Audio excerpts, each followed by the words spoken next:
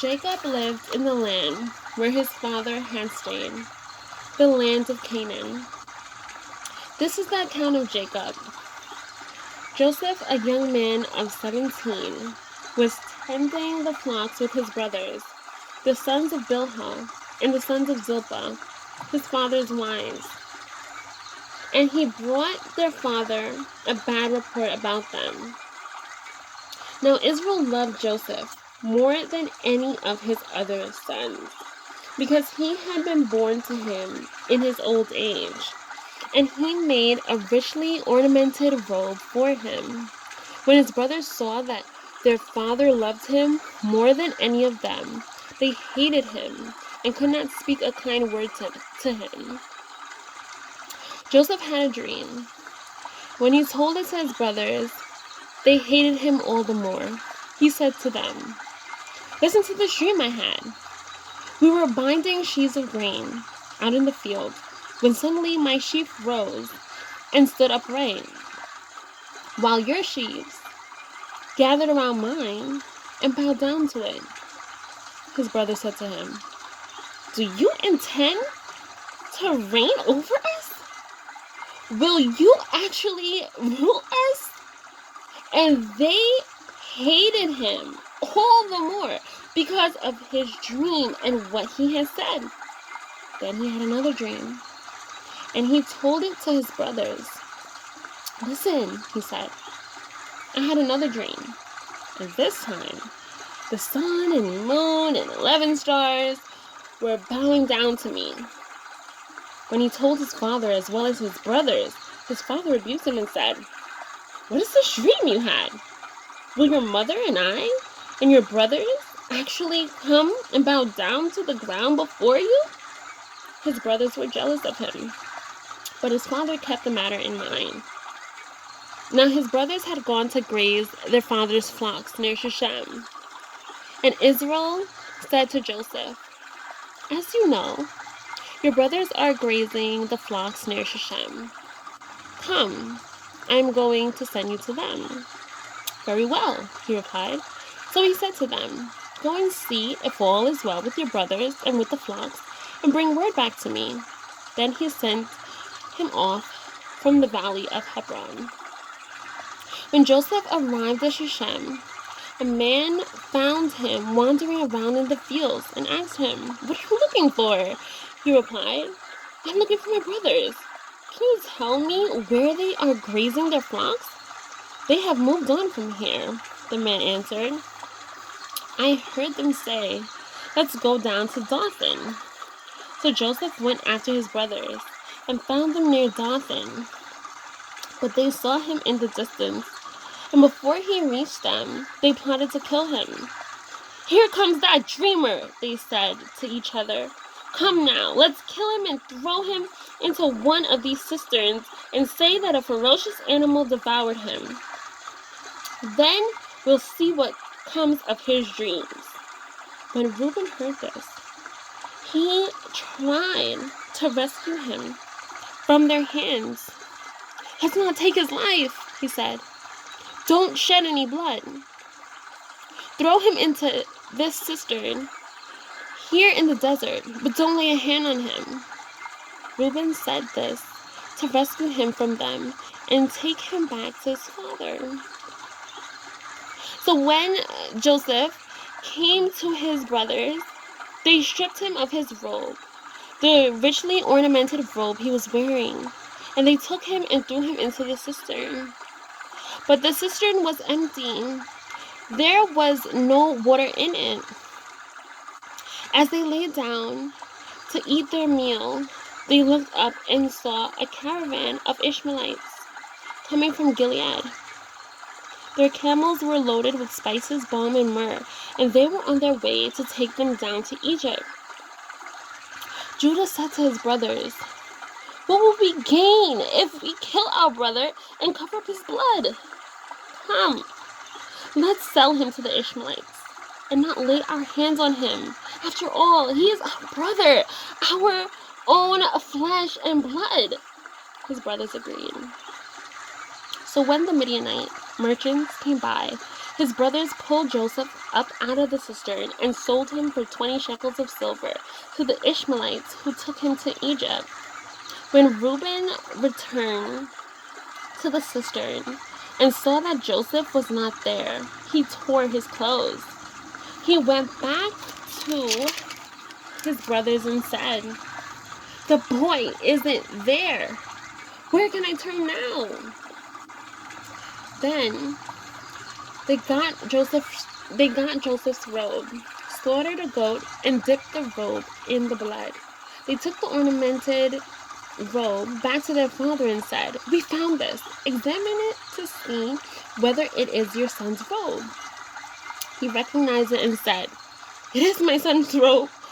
Some ferocious animal has devoured him.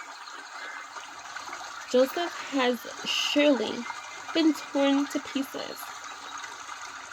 Then Jacob tore his clothes, put on sackcloth, and mourned for his son many days.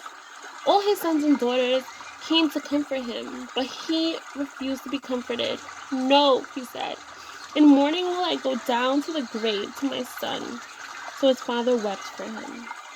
Meanwhile, the Midianites saw Joseph in Egypt to Potiphar, one of Pharaoh's officials, the captain of the guard. At that time, Judah left his brothers and went down to stay with a man of Adullam named Terah. There, Judah met the daughter of a Canaanite man named Shua. He married her and lay with her. She became pregnant and gave birth to a son, who was named She conceived again and gave birth to a son and named him Onan. She gave birth to still another son and named him Shelah. It was at Kezib that she gave birth to him. Judah got a wife for his firstborn, and her name was Tamar. But Judah's firstborn, was wicked in the Lord's sight, so the Lord put him to death. Then Judah said to Onan, "Lie with your brother's wife, and fulfill your duty to her as a brother-in-law to produce offspring for your brother." But Onan knew that the offspring would not be his. So whenever he lay with his brother's wife, he spilled his semen on the ground to keep from producing offspring for his brother. What he did was wicked in the Lord's sight, so he put him to death also. Judah then said to his daughter-in-law Tamar, "Live as a widow in your father's house until my son Shelah grows up." For he thought he may die too, just like his brothers. So Tamar went to live in her father's house. After a long time, Judah's wife, the daughter of Shua, died. When Judah had recovered from his grief, he went up to Timnah to the men who were shearing the sheep, and his friend Terah, the Adullamite, went with him. When Tamar was told, "Your father-in-law is on his way to Timnah to shear his sheep," she tore off her widow's clothes, covered herself with a veil to disguise herself, and then sat down at the entrance to Enaim, which is on the road to Timnah. For she saw that though Shelah had now grown up, she had not been given to him as his wife. When Judah saw her, he thought she was a prostitute, for she had covered her face, not realizing that she was his daughter-in-law. He went over to her by the roadside and said, "Come now, let me sleep with you." "And what would you give me to sleep with you?" she asked. "I'll send you a young goat from my flock," he said. "Will you give me something as a pledge until you send it?" she asked. He said, "What pledge should I give you?" "Your seal and its cord, and the staff in your hand," she answered. So he gave them to her and slept with her, and she became pregnant by him. After she left, she took off her veil and put on her widow's clothes again. Meanwhile, Judah sent the young goat by his friend the Adullamite in order to get his pledge back from the woman, but he did not find her. He asked the men who lived there, "Where is the shrine prostitute who was beside the road at Enaim?" "There hasn't been any shrine prostitute here," they said. So he went back to Judah and said, "I didn't find her. Besides, the men who lived there said, 'There hasn't been any shrine prostitute here.'" Then Judah said, "Let her keep what she has, or we will become a laughing stock. After all, I did send her this young goat, but you didn't find her." After 3 months later, Judah was told, "Your daughter-in-law Tamar is guilty of prostitution, and as a result, she is now pregnant." Judah said, "Bring her out and have her burned to death." As she was being brought out, she sent a message to her father-in-law. "I am pregnant by the man who owns these," she said. And she added, "See if you recognize whose seal and cord and staff these are." Judah recognized them and said, "She is more righteous than I, since I wouldn't give her to my son Shelah." And he did not sleep with her again. When the time came for her to give birth, there were twin boys in her womb.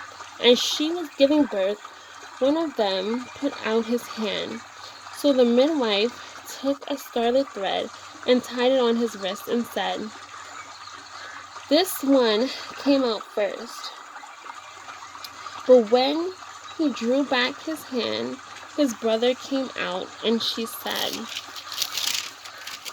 "So this is how you have broken out." And he was named Perez. Then his brother, who had the scarlet thread on his wrist, came out, and he had given the name Zerah. Now Joseph had been taken down to Egypt. Potiphar, an Egyptian, who was one of Pharaoh's officials, the captain of the guard, bought him from the Ishmaelites who had taken him there. The Lord was with Joseph, and he prospered, and he lived in the house of his Egyptian master. When his master saw that the Lord was with him, and that the Lord gave him success in everything he did, Joseph found favor in his eyes and became his attendant. Potiphar put him in charge of his household, and he entrusted to his care everything he owned. From the time he put him in charge of his household and of all that he owned, the Lord blessed the household of the Egyptian because of Joseph. The blessing of the Lord was on everything Potiphar had, both in the house and in the field. So he left in Joseph's care everything he had. With Joseph in charge, he did not concern himself with anything except the food he ate. Now, Joseph was well built and handsome, and after a while, his master's wife took notice of Joseph and said, "Come to bed with me." But he refused. "With me in charge," he told her, "my master does not concern himself with anything in the house. Everything he owns, he has entrusted to my care. No one is greater in this house than I am. My master has withheld nothing from me except you, because you are his wife. How then could I do such a wicked thing and sin against God?" And though she spoke to Joseph day after day, he refused to go to bed with her or even be with her. One day, he went into the house to attend to his duties, and none of the household servants was inside. She caught him by the cloak and said, "Come to bed with me." But he left his cloak in her hand and ran out the house. Then she saw that he had left his cloak in her hand and had run out of the house. She called her household servants. "Look," she said to them, "this Hebrew has been brought to us to make sport of us. He came in here to sleep with me, but I screamed. When he heard me scream for help, he left his cloak beside me and ran out of the house." She kept his cloak beside her until his master came home. Then she told him the story. That Hebrew slave you brought us, that Hebrew slave you brought us came to me to make sport of me. But as soon as I screamed for help, he left his cloak beside me and ran out of the house. When his master heard the story, his wife told him, saying, "This is how your slave treated me." He burned with anger. Joseph's master took him and put him in prison, the place where the king's prisoners were confined.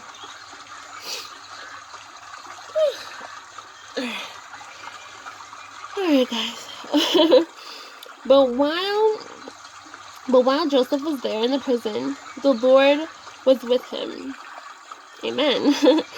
He showed him kindness and granted him favor in the eyes of the prison warden. So the warden put Joseph in charge of all those held in prison, and he was made responsible for all that was done there. The warden paid no attention to anything under Joseph's care, because the Lord was with Joseph and gave him success in whatever he did. Alright, Joseph was blessed and hated on. I could think of someone that's hated on. Me. And I'm pretty sure a lot of people are hated on. I'm pretty sure everyone that's listening here, you have a hater. Just know, if whatever you do for God, you do for God. God will protect. He will guide. It doesn't matter who's hating on you. You will always succeed. Always remember that, okay?